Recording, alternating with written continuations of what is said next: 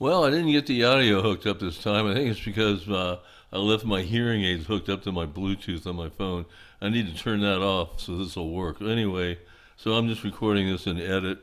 Um, I had the camera set, or pardon me, the drone set on Dolly track, which is, it's supposed to be in front of me, looking at me. So as I ride along, I should be pushing it along and it should show me from the front of me. But I took off and it kind of just went off to the side and I started riding off and it started following me. Follow is a separate mode. So I don't quite know what's going on here. I'll figure it out. Uh, and the drone's not very loud.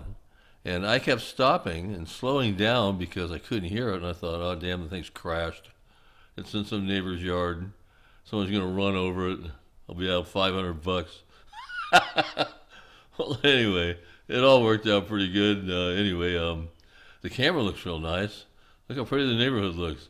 That's 2.7K, 30 frames per second. So it's pretty good. I'm pretty happy with it. So there you go. This is my second video I've made with this, and it's semi-successful, sort of. See you later.